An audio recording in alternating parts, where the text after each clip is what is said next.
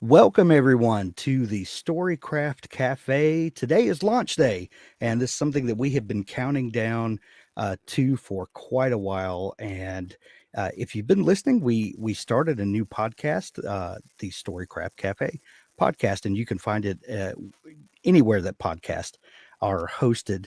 But today we wanted to celebrate and kick off this momentous occasion. And who better to do that with than my buddy Christopher Paolini? And so much great stuff to talk about today. Thank you for joining me today, Christopher. Well, my pleasure. I'm excited to be here. For those who are just joining us and stuff, why don't you tell everyone what the new podcast is about? Oh yeah. So we started this community for writers. It's called Storycraft Cafe, and it's a place for writers of all genres and to meet other writers and to get get information from people, to get motivation, to get support, and for writers to have a safe place where they can come and share things with one another, and for people to meet people who know, that who experience the same things that other writers do. It's a pretty interesting uh calling that we have, if you want to look at it that way, that you get pulled into the Mm. writing life, and only certain other people in the world feel those things. And the Cafe is a great place for that kind of stuff to happen, and to get to know those sorts of people. So the podcast that's coming out of that Storycraft Cafe is, we're just talking to different writers and picking their brain about why they do what they do, how they do it. We try to hone in on certain aspects of the craft, and just have fun conversations about writing. And even better, we get to do this on April 1st. Absolutely. It's so funny, Christopher, because I've made several announcements, and people are like, "Is this an April Fool's joke?" And it's like, "No, it's really not. We're really gonna be doing this afternoon." So, Yeah, I was on YouTube this morning and I saw a couple of videos and I'm going, really? yeah, Seriously? XYZ? And I was like, oh, right. Don't trust everything you see today. yep, yep. It's crazy. But before we get too deep into this, I've got a couple of announcements that I want to make to celebrate the launch of Storycraft Cafe. We're giving away one uh, Writing Mastery Academy membership every week for the month of April. Writing Mastery Academy is an online program filled with courses, content, and exercises to take your writing skills to the next level. The first drawing is next Friday, the 8th, and all you have to do to enter is sign up for the cafe and create a new post anywhere in the community. And you'll be entered into the drawing. Every week this month, we're going to give away something, and you definitely want to be a part of this. Uh, Join us every Friday this month. We're going to have special events just like this one. Next Friday, my guest will be Liv Constantine. Sisters Lynn and Valerie Constantine team up to write some of the best psychological suspense as the writing duo Liv Constantine. Then on the 15th, we have Taylor Brown. Taylor is going to talk to us about writing historical fiction and weaving a fictional narrative around real places and people. On the 30th, we have Glenn Eric Hamilton, who will talk writing mysteries and how to balance a writing career, a very successful writing career, with family and a full time job. And then finally, on the 30th, we'll conclude this special launch month with a roundtable event with the Dabble team as we talk about community and what our hopes are for the Storycraft Cafe. There's something for everyone, so join us all month long to celebrate the launch of the Storycraft Cafe. So, Christopher, how are you, buddy? It's been a little bit since we talked, but you have, uh, as everyone knows, you are probably most well known for the Inheritance Cycle and Mm. Aragon, the first book of that, and you very much established yourself in the fantasy space. And then a little bit ago, you launched this science fiction book, "To Sleep in a Sea of Stars," a beautiful science fiction story with world building all its own. Mm. Um, how are you these days, and what's going on in your creative life? I'm good. I'm busy. As I remember, the last time we talked was before the launch of To Sleep in a Sea of Stars. It was So just I before then. just before, so I couldn't Yeah. actually really talk about the book. which was it's always frustrating when there's something just coming out and you're all excited about it and you want to share details, but you don't want to spoil it for people. Right. Um, I mean, the short answer is I'm busy. I've been revising scripts for potential, well, not potential, it's in the works, adaptation of To Sleep in a Sea of Stars. That's in development in Hollywood. I've been working on some other stuff I can't talk about. I mentioned before we went live, I actually have 2 books that are being published next year. The titles haven't been announced, but I can say that one of them is a prequel to Sleep in a Sea of Stars. It's a shorter novel, but it is a prequel, and it deals with the events surrounding humanity's discovery of the sort of like first evidence of alien technology that humanity ever discovered. And then the other the other book. Yeah, books are dragons. The Yeah. other book is quite a bit bigger, and it does have dragons in it. And I actually wrote that in 4 months, bit over Wow. 4 months. So, uh, while massively sleep deprived with a young child in the house. So I don't, and my early readers tell me they like it, and that it turned out well. So that's really gratifying. And I drew 7 maps to go with it. So Fun. um, I love drawing maps, and that was a nice little treat. Well, for the folks that were worried that you would go over to science fiction and never come back to the land of dragons, I think we can tell them that it's going to be okay. That you, Absolutely. you can have one foot in each world. Well, and I want to bounce around more in the future. A little bit of this, a little bit of that. One of the downsides of a long series is that and there are many advantages to a long series, and I don't want to complain in the slightest. Sure. But one of the disadvantages is that you get wedded to one set of characters in one setting and one story for a very long time, and that's why you often will see authors step away to do a little side project here or there. So having Right. the setting of To Sleep in a Sea of Stars, which is called the, let's see, where's my pin? There's the logo of it. Let's see if it shows up in this camera. There That's you go. the Fractalverse logo. Um, so having the sci-fi side that I can go play in, which would include anything set in the modern day, it still would be within the timeline of my sci-fi universe, as well as then having the world of Aragon and whatever I want to do with fantasy. It just you can fit anything into fantasy or sci-fi. It's just a Oh yeah. wonderfully broad canvas to play in, and I don't feel constrained in the slightest. And it's rather liberating to say, hey, I can go write a dragon novel, or I can go write a spaceship novel, or I can write a romance, or I can write whatever, and it'll all fit within this larger edifice. So speaking of that, is world building different for you in writing fantasy versus sci-fi? You think of fantasy as being the big world building genre, Mm, where we create lands and languages and all of that fun stuff. Well, as Brandon Sanderson has proved with his Cosmere, you can meld science fiction and fantasy in some interesting hmm ways. And when you start getting off planet, off Earth, uh, world building becomes a lot similar in science fiction as it is in fantasy. Yeah. How do you compare those two? And is there a difference for you in world building in fantasy versus sci-fi?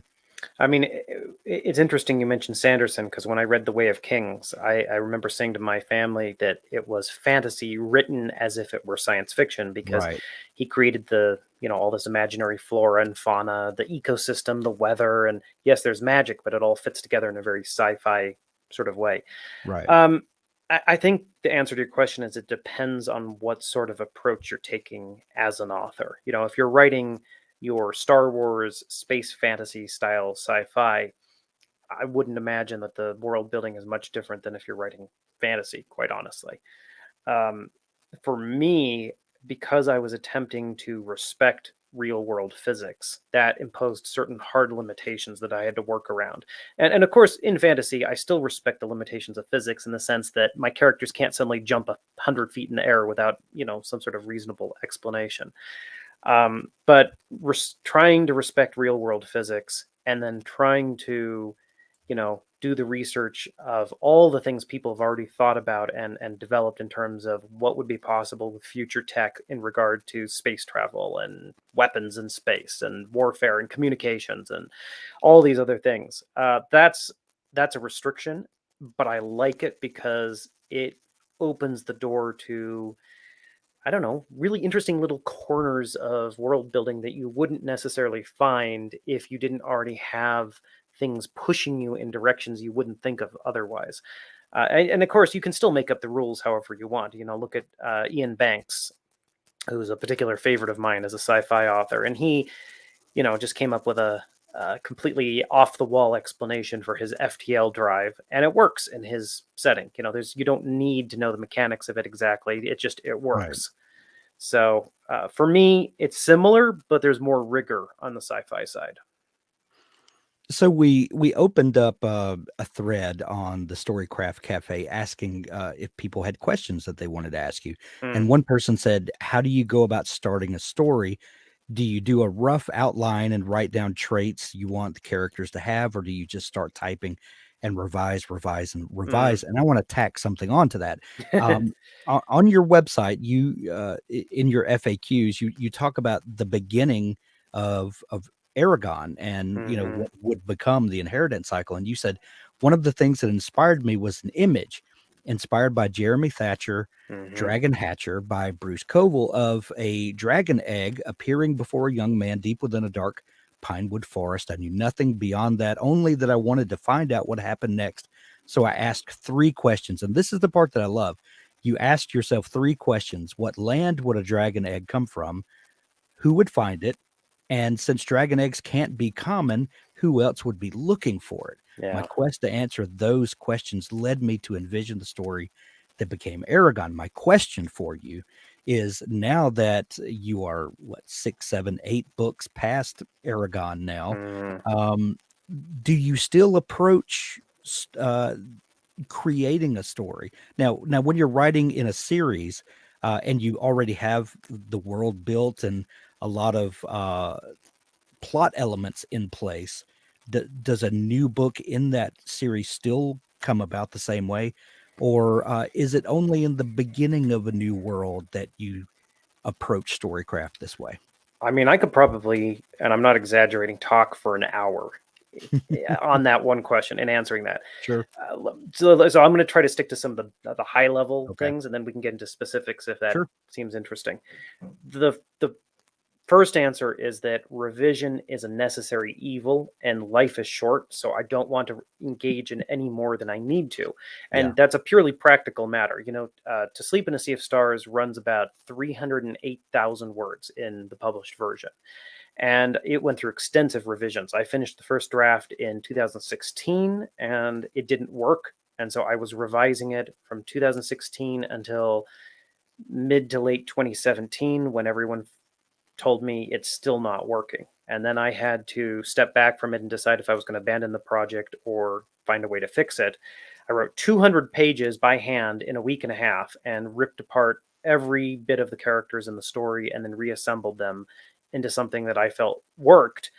And then end of 2017 and all of 2018, and into 2019, I was writing my butt off and basically wrote a new book. And it just takes a long time when it's a book that size. So if any of our viewers have read the book, they'll know that it's divided into sections. Right. Everything after like the first 20 or 30 pages of section 2 is new. Oh, wow. Yeah. I didn't realize that. All the places that the characters go, all the things they do, everything that it means, all new. Um, it's painful. That's well, first off, that is a huge commitment to a project Yeah. because a lot of people would have abandoned it Yeah, and and gone on maybe to write something else. and maybe I should have from a career standpoint because it might have been easier to go write something new with the lessons I learned. But I'm very stubborn and I hate giving up. My agent said one of the kindest things to me after I delivered the revisions, which was he said he thought I was the best reviser and rewriter that he'd ever worked with or has ever seen in his agency, which was meant an awful lot to me. But it was a Yeah. painful lesson and not one I wanted to learn. Um, so The reason I had to go through that is because of a failure to do what I did with Aragon. This is still answering your larger question. Okay. Yeah. Okay, so all of my stories come to me as usually an image and an emotion. In the case of To Sleep in a Sea of Stars, it was the very final image of the book, as well as the image of the main character finding this alien artifact. Everything else in that book is to justify those two scenes. In the case of Aragon in the Inheritance Cycle, it was Aragon finding the dragon egg and then what follows after that, and trying to justify that and make it emotionally relevant and accessible to the audience. So what I've found is I'll get this feeling, I'll get this image, and that's cool, but that's not a story. That's, that's a picture, but it's not a Yeah. story. And then I start doing exactly what I wrote on my website. I start asking questions, and I usually do this in notebooks. I write by hand. I find that it accesses a different part of my brain as opposed to typing. And I just ask questions, and okay, humans are storytelling animals. We tell stories all the time. It's how we arrange Sure. both fiction and nonfiction information. A caused B causes C. That's a story. Great. We're good at it. So if you if you tell a story to someone verbally, you usually can identify what's wrong with it as you're telling it, because you can see the impact it has on your audience, and it's not working. You feel it. If you just read it on the page or just type it, sometimes that doesn't happen. So for me, I will talk to myself in my notebooks. It's a literal conversation between me and myself and no one else. And I'll write things like, I wonder what happens if this happens. No, that won't happen. I'll argue with myself. I'll Yeah. talk. And I talk through the story and the characters until it makes enough sense that I could then sit down with someone and verbally tell them the story from start to finish in a way that makes sense. Because if I sit down to write without the ability to do that, I don't understand my story. I don't understand what it's doing for the audience or for the characters. Now, I'm not saying you have to sit down with someone and actually tell them the story, because most authors would find that painful. We're all a bit of an, introverted to one degree or Yeah. another, but you should have the ability, the theoretical ability to do that, because then when you're writing, you're going to know what every scene is doing for the character and the larger story. And then you can write fast. What got me in trouble with To Sleep was thinking I knew what that larger story was, but not Mm. having really done the grunt work and trying to pull it off by the seat of my pants and getting myself into deep, deep trouble. The reason I was able to write this dragon book recently in 4 months and everyone's saying it's working is because I had the image, I had the feeling, and then I worked out the story. I knew exactly what it was going to do for the main character, where I was going to leave the audience, and then all I had to do was write it. So that brings me to this bit. Robert Smith, our marketing ubermensch, Mm. um, said, "What method do you use for planning your story?" And you touched on that just a minute, but are you?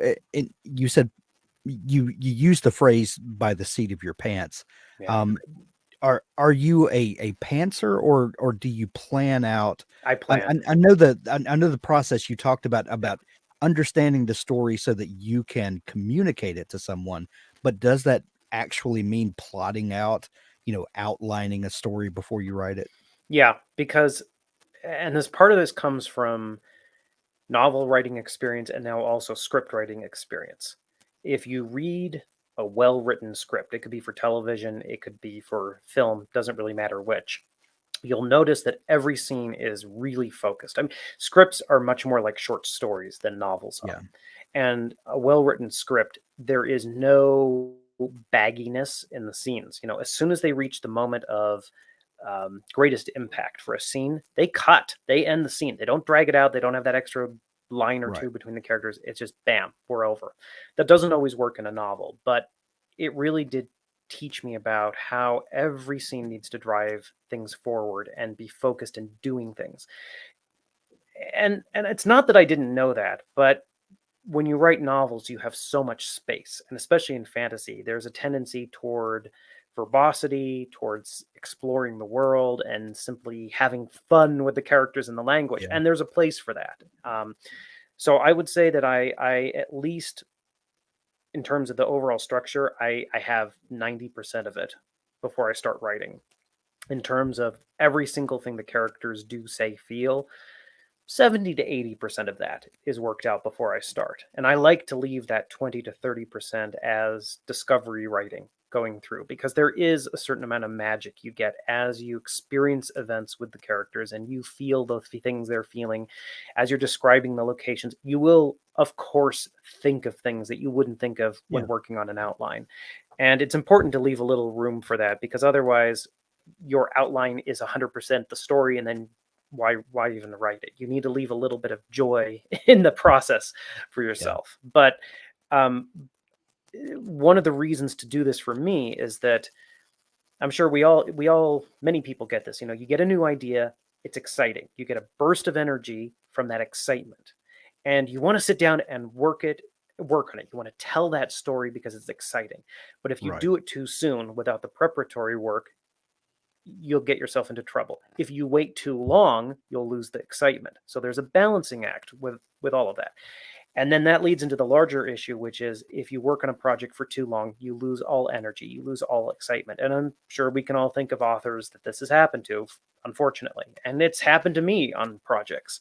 So by working things out as much as I can beforehand without killing that spark of joy, it lets me write fast enough that I can get through a fairly large book basically Right. in a sprint. So I can sprint for about 3 months is about ideal. If I can get to an end of a book in 3 months writing, I haven't burned out. 4 months, which is what this one took, about 4.5. I was starting to lose it at points. But, it was over the holidays. People were visiting. We got sick. Sometimes you Yeah. lose a couple of weeks and you can't do anything about it. But if you can maintain that burst of energy and that sprint to basically get yourself over the hump in the middle of the story and then start the race toward the end, it makes life so much easier. If I'd taken a year to write that book, it would have been sort of a miserable process. Well, and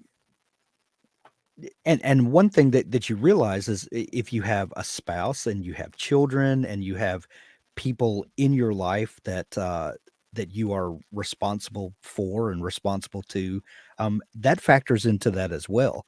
Yeah. Writing a book now is probably very different than when you were writing at 15, when you Well, began Aragon. maybe I'm just assuming. for Aragon, yes, because I wrote it simply for myself. But Yeah. very shortly thereafter, my family and I decided to work on it together and to self-publish it. And so, since the age of, I want to say 16, 17. The book was self-published by the time I was 17. I've been doing this professionally, and you know, um, I've had a sense of responsibility with that for a very long time. Now, it certainly changes if you then get married and have a kid. Yeah. But and that sense of responsibility can be a great motivator. You know, I have been very fortunate with my writing career, and if I were on my own, if I were a single man, if I didn't have the rest of my family around, I can tell you for darn sure I probably wouldn't push as hard as I do. Um, and again, it's not that I have to push that hard, but I derive great satisfaction from knowing that I can, care for my family, that I'm being productive. It makes me happy. So Well, one thing that we are passionate about here is community. And I mean, we started Storycraft Cafe because we wanted writers to be able to be in community with each other and to share in the joys and excitement and the low valley days. mm, The all of the emotions. You need a community to go through yeah. those things with you, to share in the excitement and to pep you up when you're down. What does community mean to you? And I know that you have a very close knit community in your family. Mm. But do you have other writers that you bounce things off of, or go to share burdens with, or that sort of thing? What does community mean for you? I mean, community's important.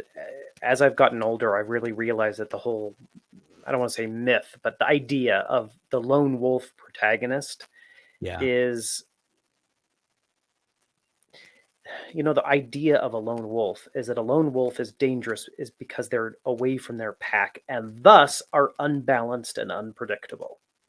They're dangerous because they're not part of a community. And humans, despite what especially perhaps men like to tell ourselves, humans are tribal based animals. We need our group. And if you are really truly alone, if you are up in a cabin in the woods and there's no one around, I mean, you can go insane, like literal Yeah. insanity. There's a reason why solitary confinement is classified as torture by Amnesty International.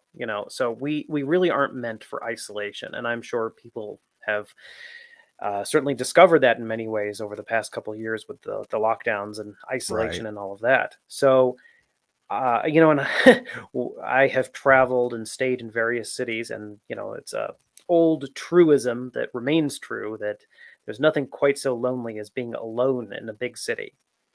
Um, Right. so family is incredibly important for me. Unfortunately, writing's a solitary profession, and it's hard to meet other writers. That's why I really enjoyed going to writing conventions in the past. Not writing conventions, Sure. sci-fi fantasy conventions. And that's usually where I would meet sort of colleagues and friends, and we'd all sit down and shoot the wind about XYZ. There are a number of authors I stay in touch with, and sometimes I've bounced material off them. Fran Wild is a delight. She writes YA fantasy and short stories, and I think she won a Nebula or a Hugo last year, which is pretty cool. And she's read some of my stuff and given some great comments, and there are a few others. So it is very important. And in fact, I do wish I had a larger writing community that I would sort of had more participation in. But it is difficult too because the projects I work on tend to have a lot of attention on them, and so there's a lot of pressure from the publisher to really keep them under wraps until they get revealed. Same thing when I'm working on script stuff. I can't share that. I can't show that to anyone Right. unless I really trust them. So usually it's friends, family, agent, that sort of thing. And that's kind of the tough spot, the tough bit. I'm trying to be a little more open with my fans about, hey, I am working on something and it's this, but I can't tell you the title yet. But part of that is that some of the big publishers are still in the pre-social media mentality of Yeah. we don't announce a title or a book until we're 6 months from release or something like that, 3 months from release. And that's really not how it works anymore. And I'm actually in the process of having that conversation about my dragon book with the publisher of twisting their arm saying, you know what, let me talk about it. Everyone's going to want to hear about this. Let me Yeah. just come on. But that's an ongoing conversation. Yeah. Someone in the Storycraft Cafe today asked, and it's a question that I know that you get a lot. What was it like to get the kind of recognition and fame, if you will, at such a young age? And it's maybe a bit of an unfair question to ask because you don't have anything to compare it to. Your journey was your journey, Mm, and you don't know what it's like to publish your first book at 30 years old. You were 17 when that book, yeah. when you guys first self-published it, and then there was a whole journey there to get where you are now. But do you ever think back on those times and just reflect on what a insane ride it's been uh, for such a young person? Fairly frequently. I remember the first few years when Ericon came out and I started doing my first conventions and other appearances with other authors who were, by my eyes back then were all so much older than me. And of course, now I look back, I'm like, geez, I'm older than they were now. Right. But I now understand, well, and I have for a while, why some of the authors were looking at me the way they were, because, at the time, even though I could like sort of intellectually understand that, yeah, this is maybe doesn't happen to everyone, I had no idea how unusual it was because, Yeah. you know, I wrote my first book and hey, it gets published and hey, it debuts on the New York Times bestseller list and stays there for 4 years or however long it was. I mean, doesn't that happen to everyone? It's like, no, it Almost no one. almost no one. Almost. Um, I even have trouble believing it happened to me. And I know the moment in which I decided to pursue the books versus do anything else. I had applied to Reed College in Portland, Oregon. They offered nearly a full scholarship, and I was going to go. I had my orientation papers on my desk at home, and I was staring at them. And we had been preparing Aragon to self-publish it, and it still wasn't quite out. It had taken longer than we wanted, because we knew my age was sort of a selling point, and so we wanted to get it out sooner rather than later. But it just took time to do it properly. And I was sitting there sort of in a dither of indecision. And so I finally went to my parents and I said, I don't know what to do. Help me. And to their credit, they didn't tell me what to do. They said, we will support you no matter what you do. What do you want to do? And I thought about it and I said, I want to tell stories. And they said, all right, let's give it a shot. You can always go to school later. Right. But the reason it was such a scary decision is that I knew that even though I could go to school later, if I went to school young, I could kind of be starting out, get a little ahead of the game in my career and whatever I ended up doing. And we all do things every day that could lead to our life turning out very differently. You step off the curb a few seconds early, you get hit by a car. It could be, or it could be something small. But most of the time, we're not aware of the fact that we're making a momentous decision. But in that moment, I knew that if I went to university, my life was going to be completely different than if I pursued self-publishing Aragon. And that was kind of weird. I mean, it's like I could see my life going in these two different directions. Yeah. So I'm very glad I made the decision I made, because it, of course, worked out very well. But it completely changed me, changed my family, changed the life I've led. Changed everything. And there's no way to know what it would have been like otherwise, or who I would be otherwise. Right. So when you first self-published that, I'm sorry. All I'll add to that is just, I am incredibly grateful for the support of the readers and fans. And I never forget that this is all possible because of my readers. So Absolutely. Yeah, I say it almost every interview, and I'll never stop saying it, because when we started out, we really kind of bet everything on seeing if the self-publishing would work. And if the book had taken another 3 to 4 months to turn a profit, we were literally going to have to sell our house, move to a city, get any jobs we could. So I will never stop being grateful to the readers, and I'll never stop trying to tell stories for them that hopefully will entertain the pants off of them. Absolutely. When you first self-published Aragon, the world of self-publishing was in a very different place than it is now. Since then, and probably wasn't long after then, that the whole Kindle revolution kind of took off, and self-publishing became, a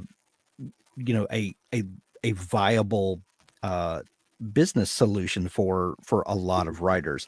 Yeah. How do you think it would have turned out if some of the tools that are available to authors now would have been available to you then? Do you think it would have changed the trajectory that you eventually took? And I know you have a great relationship with your traditional publishers now. So not to discount anyone's choice of the journey they take, but there may have been some different decisions taken now. When you reach a certain level of sales, you either have to turn yourself into a major publisher, or you have to work with a publisher. And honestly, there's a time value to money.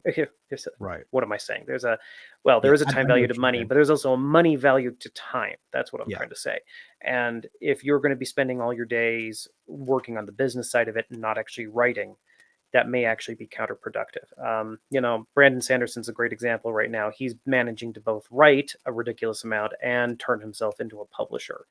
But let's face it, there's only one Brandon Sanderson in the publishing industry. And he's fun to watch. Well, and he also has a team around him that are. But he's been able to build that team because he produces books so consistently that he has the content and the sales to drive that. I mean, because there are authors out there who are incredibly consistent and produce huge amounts of content, and they just don't have the readership, unfortunately or fortunately, and or the time or inclination to build that sort of a business. So it takes a very particular person and a very particular set of circumstances to make something like that possible.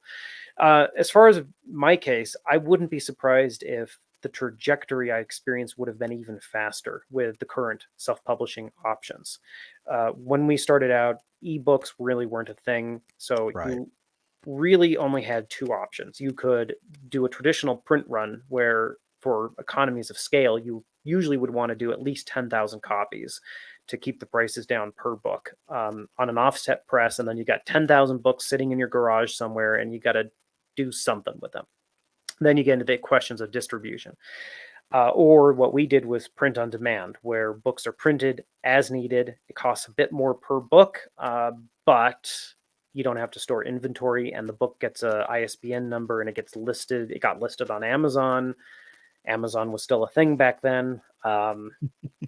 This is back in the days when Netflix sent out actual DVDs in the mail, Right. So, but we didn't do ebooks, and that would have really opened the door in a lot of ways and increased sales. That said, there were a number of self-published success stories at the time. I'm forgetting the name of a couple of them, but I remember there was at least one book that sold for like $1 million, and there were a couple of these self-published books that did really well. I think Aragon's outlasted them, but they did really well. And that was our guide of saying, that was sort of an example for us to say, yeah, it can be done and it can be done well. And of course, semi recently, we've seen books like Wool or The Martian, Yeah. which have been released, well, I mean, like The Martian, he was releasing it for free on his website and it took off. Yeah. So yeah, I think it would have made things actually easier for us with the current options. That's so crazy. And Well, nowadays there are people who are making really good money writing ebooks for Amazon and Kindle and not oh being yeah. traditionally published. And you have to produce content very fast, but they are, raking in some serious money doing that. Yeah. Lots, and I mean more success stories of people doing that than you could imagine. Yeah. But no matter what avenue you pursue for publishing, and you could spend all of your time in world building, like we talked about earlier, and creating these great worlds to live in, unless you create characters that Yeah. people really latch onto.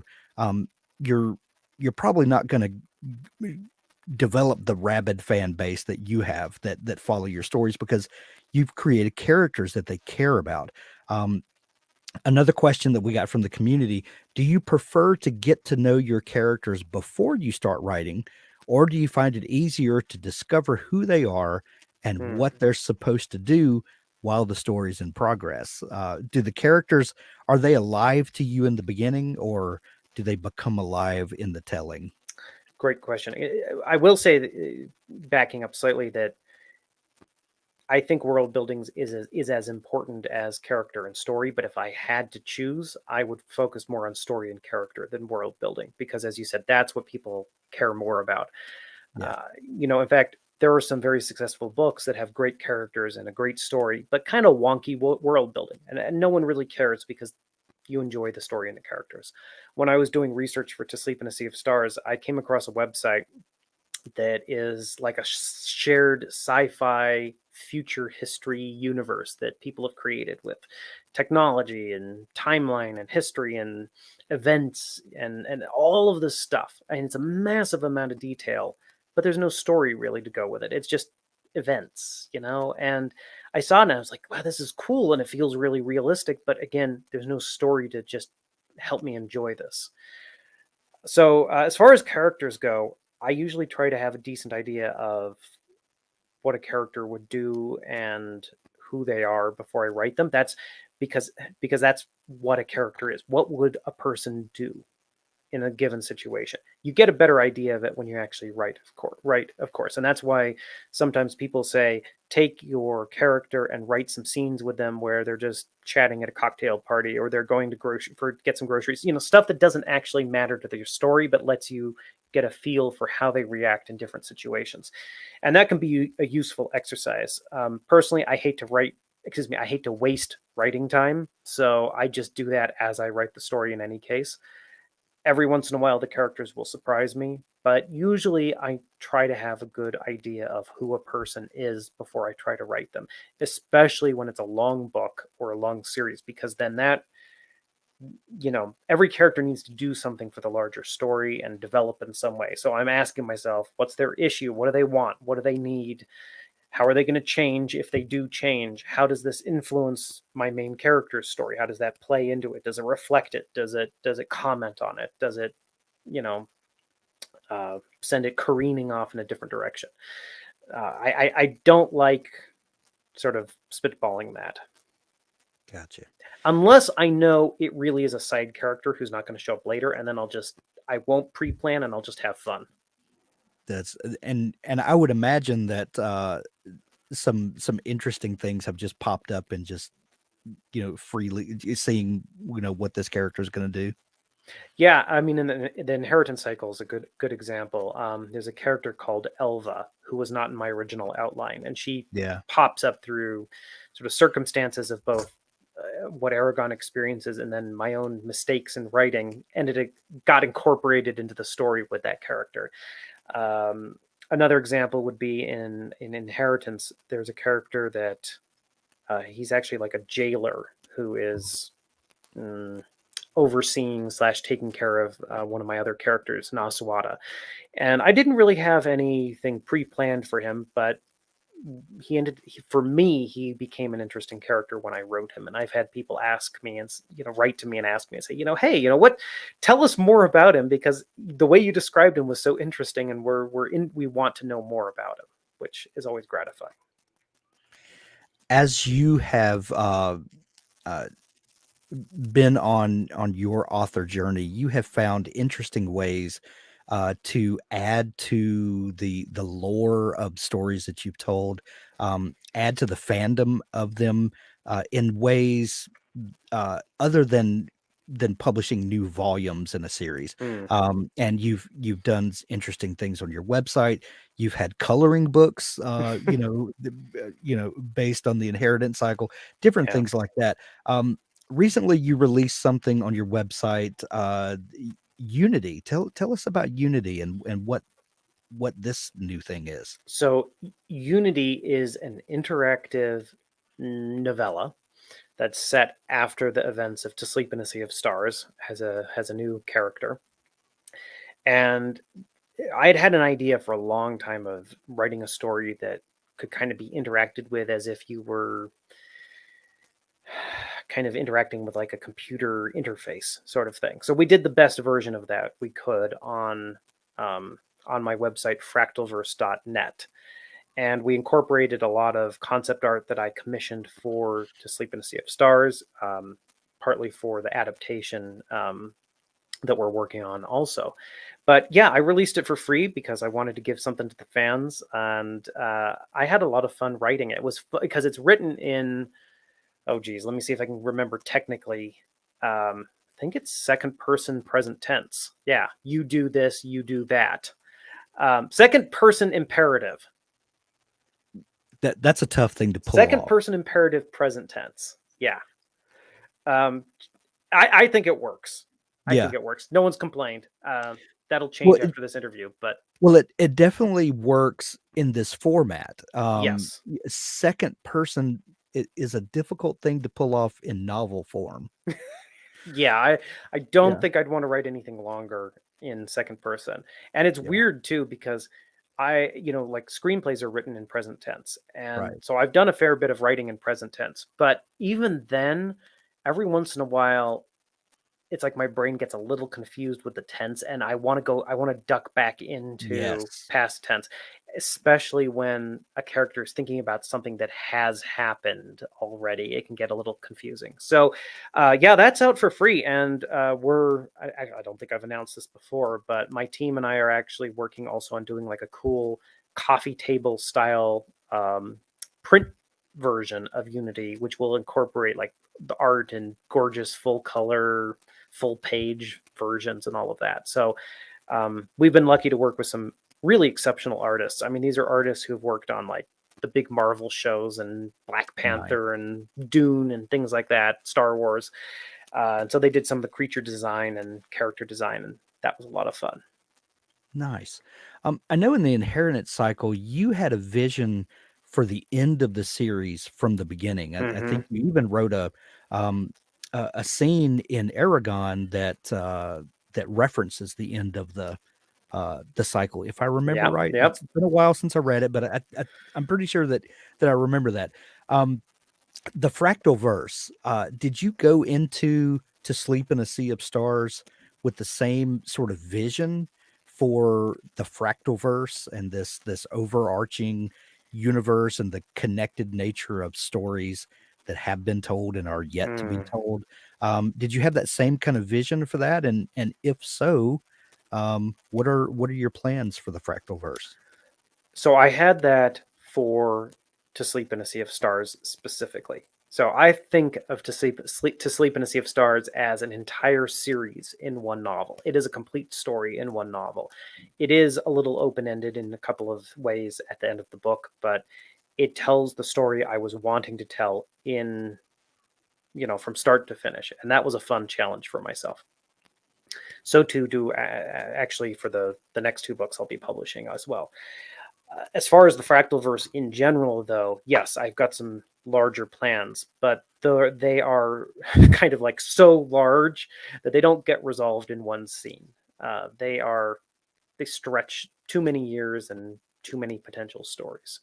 So I leave myself some leeway though, because they're such big plans that they'll be shaped by the individual novels as I write them. So they're it's more of like a general roadmap, and then I'll fill in the pieces as I go along. Nice. Um, you are publishing 2 new novels soon. What kind of time frame are we talking about? I think the first one will probably come out earlier next year. Again, Okay. we don't have an exact. I don't have an Sure, exact date sure. from the publisher. So first one will come out spring next year, I think, and then the second one will probably come out fall. Nice. Christopher, before we go, I thought we would end on something kind of fun. I've been asking writers this a lot lately in the podcast we've been doing. Um, what is the best piece of writing advice that you've ever gotten from someone? And then maybe what's the worst piece of writing advice that you've ever gotten from someone? Ooh, best piece of advice probably has to do with plotting things out.